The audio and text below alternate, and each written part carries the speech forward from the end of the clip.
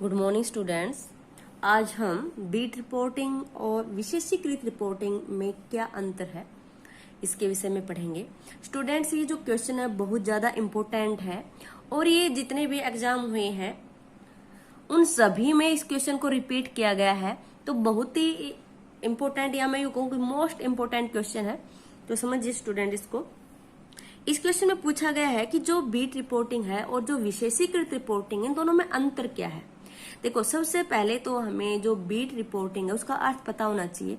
Beat reporting का अर्थ होता है कि जो भी कोई समाचार को लिखने वाला होता है या समाचार से संबंधित कोई रिपोर्ट उसको तैयार करनी होती है, तो जो एक रिपोर्टर होता है उसको एक सामान्य घटना, समस्या पर आम पत्रकार व संवाददाता जो होता है उसके द्वारा प्रस्तुत की जाती है और इसे संवाददाता जो तथ्यों और सूचनाओं के आधार पर इसको प्रस्तुत करता है, तभी वह प्रभावशाली भी हो सकती है।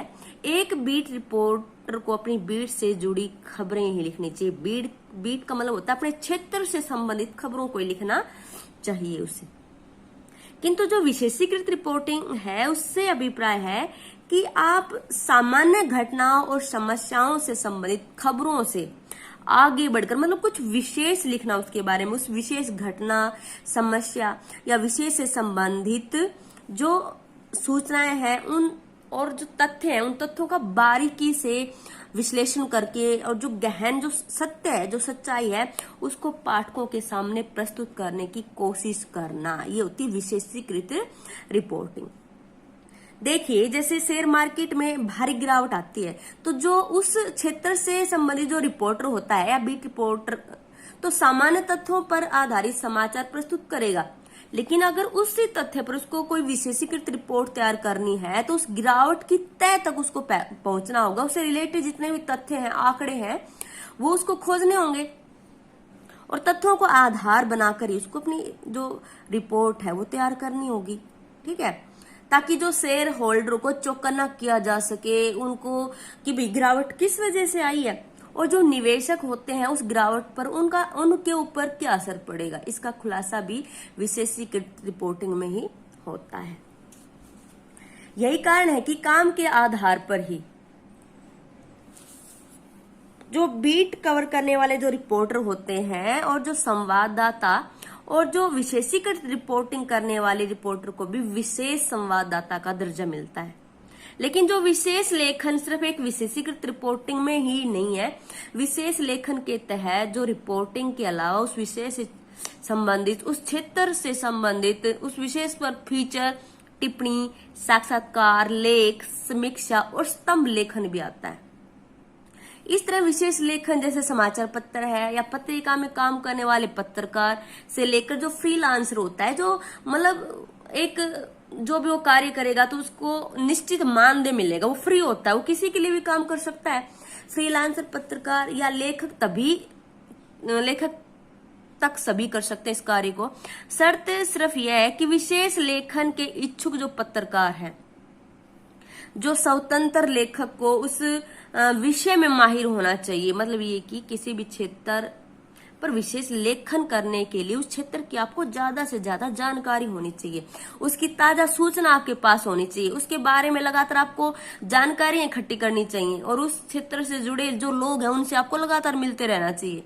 अतः स्पष्ट है कि जो मुख्य जो बात होती है, जो रिपोर्टर होता है वो किसी भी कॉलम वाले, किसी पेशेवर पत्रकार से संबंधित नहीं होता है। वो तो क्या होता है, वो समाचार पत्र पत्रिकाओं ने किसी विशेष विषय पर लेख या कॉलम लिखने वाले कई पेशेवर पत्रकार न होकर उस विषय के जानकार होते हैं। जैसे रक्षा विज्ञान है, ठीक है, जैसे रक्षा विज्ञान है, विदेशी नीति है, कृषि है, किसी ऐसे अन्य क्षेत्र में कई वर्षों से काम करने वाले कोई विशेषज्ञ भी हो सकता है जो आपको बहुत ही अच्छी जानकारी दे सकते हैं, क्योंकि उनके पास उस विषय से संबंधित बहुत ही लंबे समय से जो कार्य कर रहे होते हैं, उनको उसका अध्ययन कर रहे होते हैं, तो अनुभव होता है उनको।